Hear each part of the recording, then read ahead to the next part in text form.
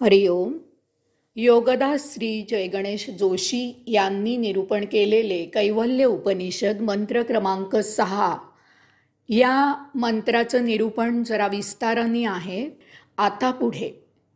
सदा शाश्वत असलेला ब्रह्मविश्वाचे उगमस्थान असलेला परमात्मा अमृत आहे.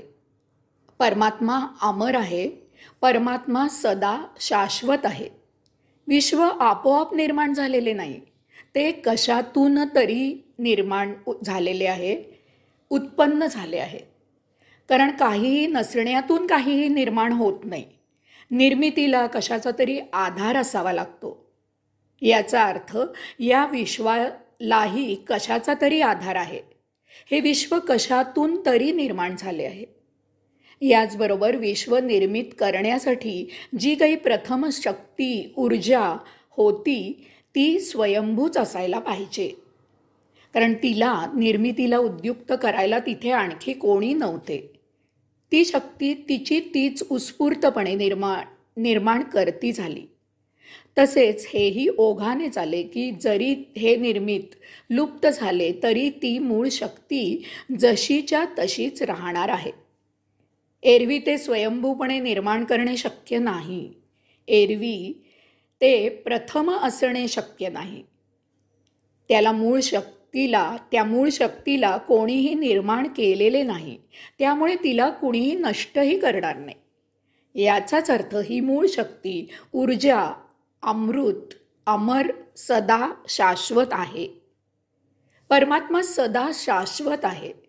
यामुळेच हे विश्व सदा रक्षण केले जाणार आहे. विश्व टिकले जाणार आहे. त्याला जीवित ठेवायला लागणाऱ्या वस्तू इथे निर्माण होत राहणार आहेत. निर्मिती आली की ओघानेच लुप्त होणे आलेच. ते लुप्त होणे तिच्या निर्मितीतच होणे स्वाभाविक आहे. त्यासाठी येथे अन्य जागा उपलब्ध नाही. तसे जे लुप्त होते त्यातूनच पुन्हा निर्मिती होते. एरवी लुप्त झालेले जाणार कुठे? अशा प्रकारे या शाश्वतातून उत्पत्ती स्थिती लय होत असते, होत राहणार आहे. कारण परमात्मा सदा शाश्वत आहे. आपल्या ऋषीमुनींनी विश्वाच्या आधाराला परमब्रह्म असे संबोधन दिले आहे. परमब्रह्म असे संबोधन दिले आहे. या परमब्रह्माच्या शक्तीला त्यांनी परम आत्मा असे संबोधन दिले आहे. अशा प्रकारे परब्रह्म परमात्मा अशी संज्ञा अध्यात्मात वापरली जाते. यालाच परम ऊर्जा म्हणतात. परमात्म्याला प्राप्त करायला योग साधना केली जाते. यास्तव परमात्म्याला योगेश्वर असे म्हणतात. योगेश्वर प्राप्त करणे हेच मानवी जीवनाचे अंतिम ध्येय असते. कारण त्या योगेच जीवाच्या निर्मितीचे वर्तुळ पूर्ण होते. परंतु या पूर्णात अपूर्णता असते. कारण परमात्मा अमृत शाश्वत अमर आहे. त्यामुळे या अमृत शाश्वत अमर यामधून पुन्हा निर्मिती सुरू होते आणि सुरू राहते. यामुळेच येथे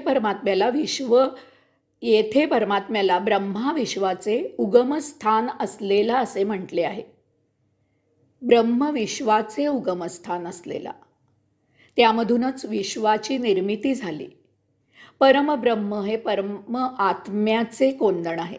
परमब्रह्माच्या कोंदणात परम आत्मा मोठा खुलून आणि शोभून जाणवतो. तसेच आरंभ मध्य अंत नसलेला. परमात्मा आदी अनादी अनंत आहे. त्याला सुरुवात नाही, कारण तो सुरुवातीच्याही आधीपासून आहे. तसेच तो अनंत आहे. त्याचा थांग पत्ता लागत नाही. तो महाविराट आहे. तो किती विराट आहे त्याची कल्पनाही करणे शक्य नाही. आपली पृथ्वी सूर्याला एक प्रदक्षिणा घालते त्याचा कार्यकाल आपण 1 वर्ष समजतो. शास्त्रज्ञांना एक धूमकेतू असा दिसला आहे की तो तब्बल 872 वर्षांनी फक्त एकदाच पृथ्वीवरून दिसणार आहे. यावरून तो किती मोठ्या परिघाची प्रदक्षिणा घालतो त्याची कल्पना करावी.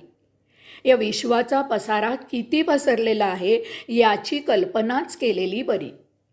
याचबरोबर हेही लक्षात घ्यावे की या ब्रह्मांडात आपले हे एवढे एकच विश्व नाही. अशी अनेक विश्वे आहेत. यावरून परमात्म्याचा, त्या विश्वेश्वराचा पसारा किती आहे त्याची कल्पनाही करणे केवळ अशक्य आहे. इतके तरी आपण समजावे. अशा प्रकारे परमात्मा, ती परमदिव्य ऊर्जा, विश्व निर्माण होण्याच्या आधीपासून येथे आहे. तसेच ती सदा शाश्वत आहे. विश्वे लोप पावतील, परंतु ही परमदिव्य ऊर्जा जशी आहे तशीच राहणार आहे.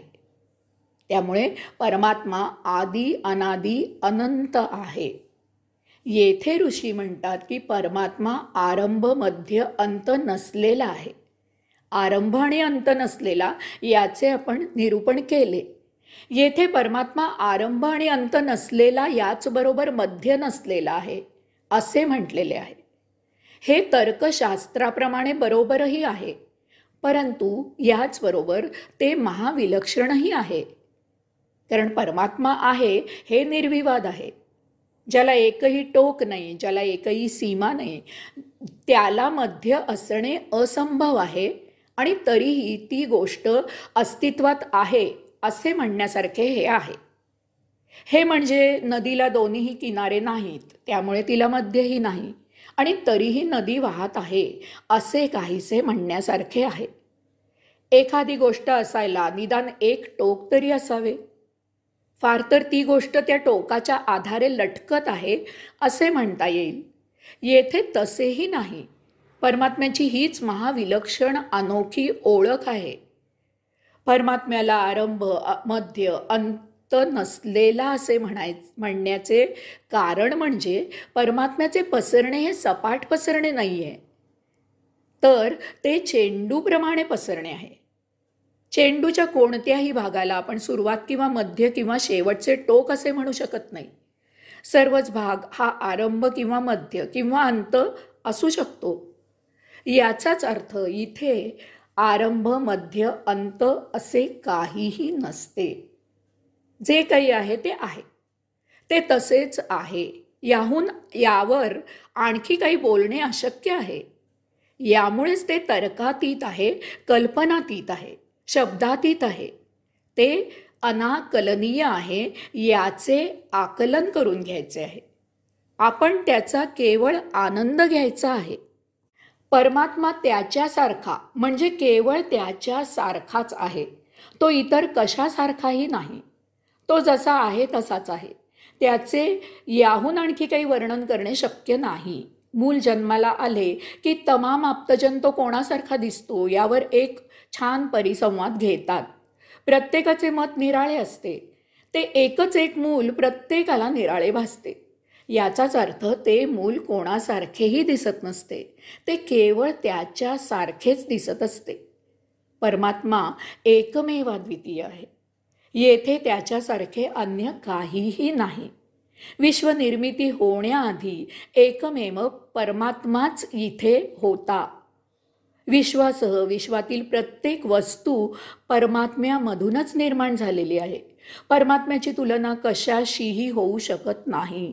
तो जसा आहे तसाच त्याच्यासारखाच आहे. यास्तव परमात्मा अद्वैत आहे.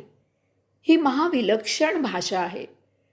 परमात्मा एकमेव आहे असे ऋषी म्हणत नाहीत. तो एकमेवाद्वितीय म्हणजेच अद्वैत आहे असे म्हणतात. अद्वैत म्हणजे दोन नाहीत असा आहे. आपण एकटेच असू तर मोजायची गरजच नसते.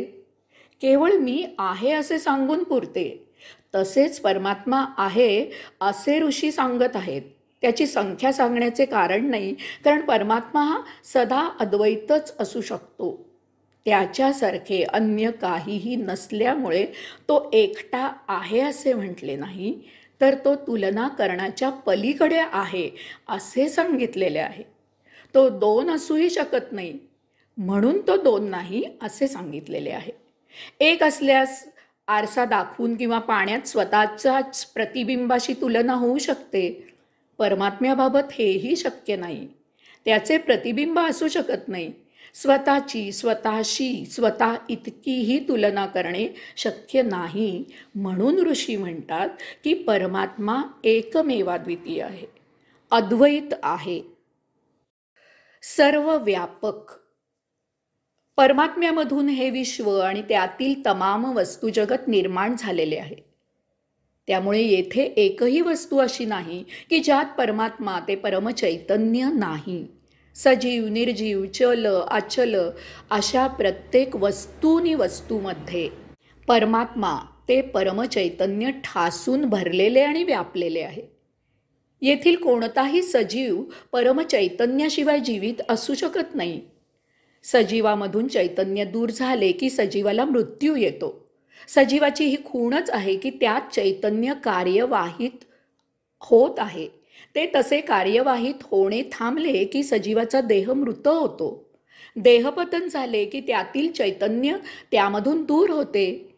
तसेच परमात्मा निर्जीवामध्येही असतो. प्रत्येक वस्तू कणाकणाने एकमेकांना जोडलेली आहे. वस्तू म्हणजे कणाकणाचा एकत्र समुच्चय असतो. हे कण त्यातील चैतन्यामुळे एकमेकांना जोडलेले असतात. परंतु वस्तूला जडत्वामुळे त्यातील चैतन्याचा उपयोग हालचाल करण्याकरता करता येत नाही. हे असे समजून घेता येईल. आपण घरात इलेक्ट्रिकचे वायरिंग करून घेतो. पॉझिटिव्ह आणि निगेटिव्ह अशा 2 वायर्स दिव्याला जोडतो. तिसरी न्यूट्रल वायर विद्युत महामंडळाच्या मीटरला जोडतो. ती न्यूट्रल वायर पॉझिटिव्ह वायरला जोडतो आणि घरात वीज येते. परंतु याचा अर्थ दिवा लागला असे नाही.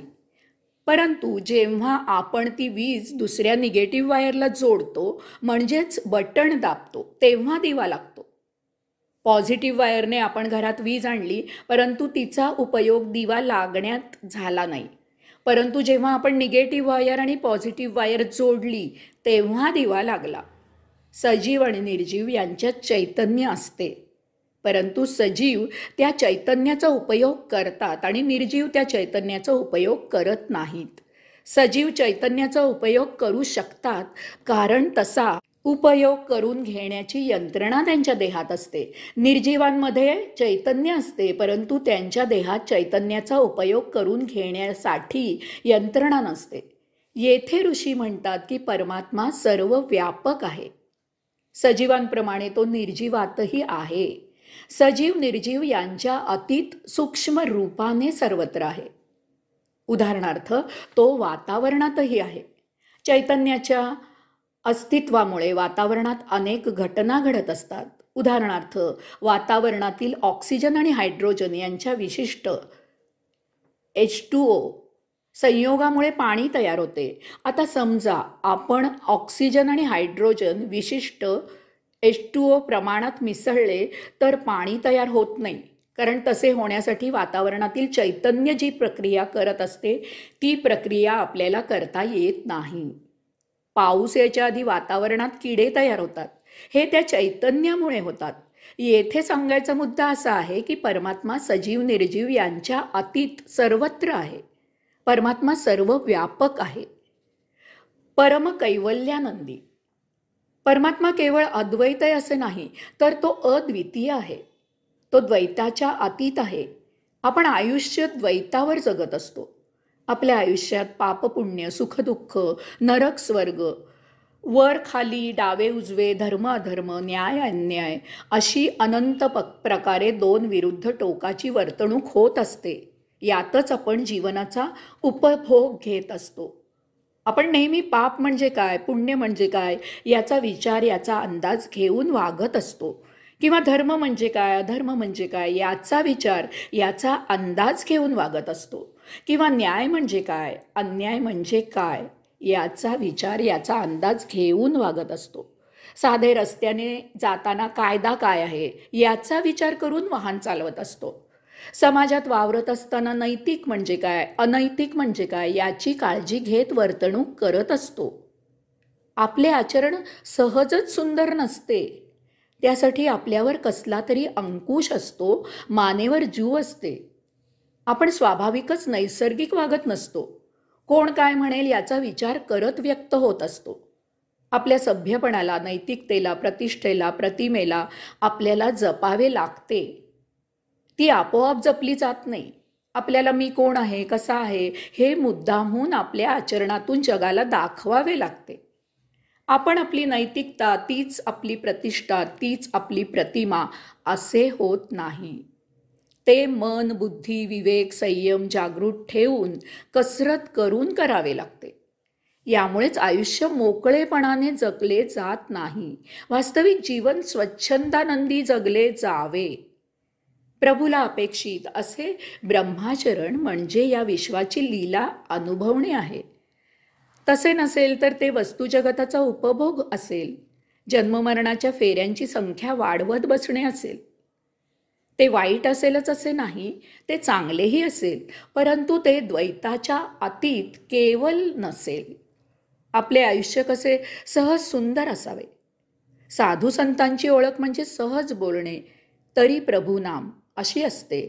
त्यांचे वागणे द्वैताच्या अतीत केवल स्थितीत असते. परमात्मा कैवल्यानंदी आहे. यास्तव अध्यात्म, सत्संग, योग साधना करून सृष्टी लीलेची अनुभूती घ्यावी. कैवल्यानंदी असावे. अरूप, परमात्मा अनंत रूपे असलेला बहुरूपी आहे असे सांगून येथे अरूप आहे, तो अरूप आहे असे म्हटलेले आहे. कारण जो बहुरूपी आहे त्याला स्वतःचे असे एक रूप नसते, तो अरूप असतो. त्यामुळे तो अनंत रूपे घेऊ शकतो आणि घेतही असतो. त्याच्या व्यक्त होण्यात बदल होत असतो. रांगोळी ज्या रंगात मिसळावी त्या रंगात ती मिसळते, समरस होते. ती जेथे पडते तेथे ती तो रंग दाखवते. वास्तवात रांगोळी त्या रंगाची नसते, तिने तो रंग धारण केलेला असतो. ती स्वतः तिने धारण केलेल्या रंगापेक्षा वेगळीच असते.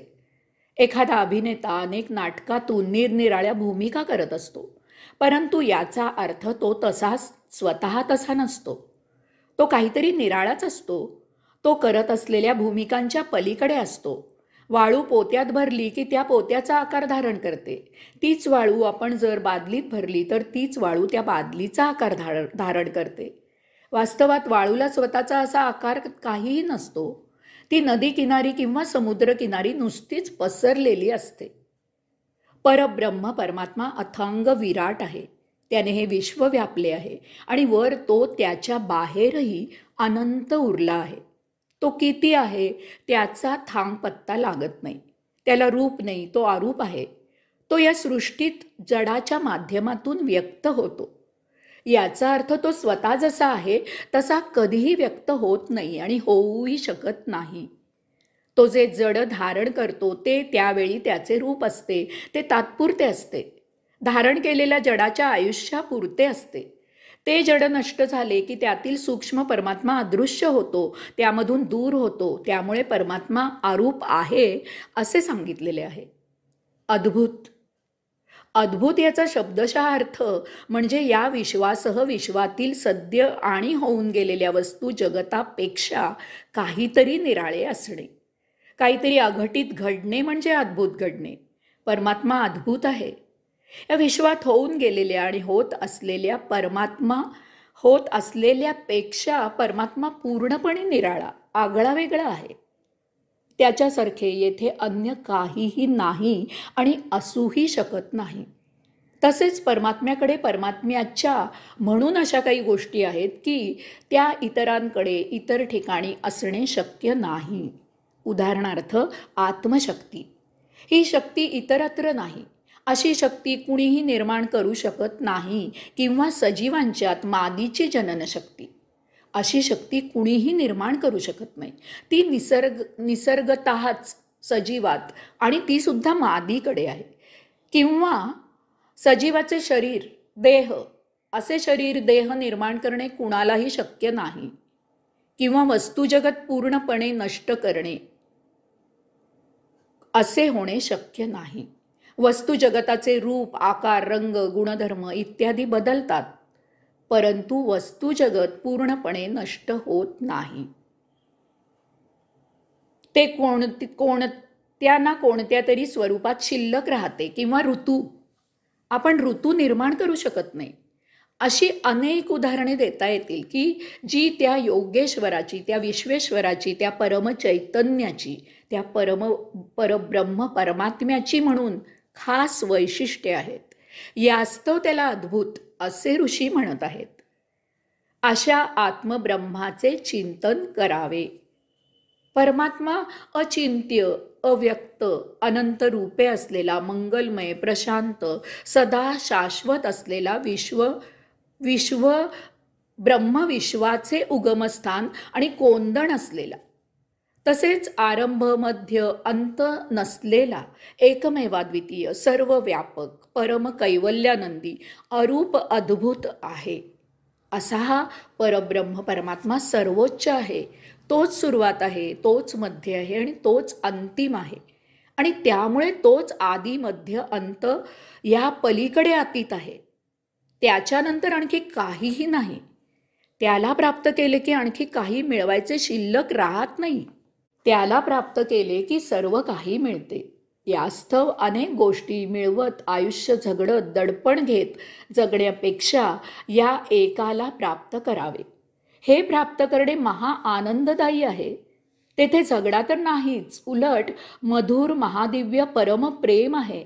यास्तव अशा आत्मब्रह्माचे चिंतन करावे, त्याची उपासना करावी, त्याच्या प्राप्तीसाठी योग साधना करावी, त्याला साक्षात्कारित करावे, योगानंद, आत्मानंद, कैवल्यानंद व्हावे. हरिओम.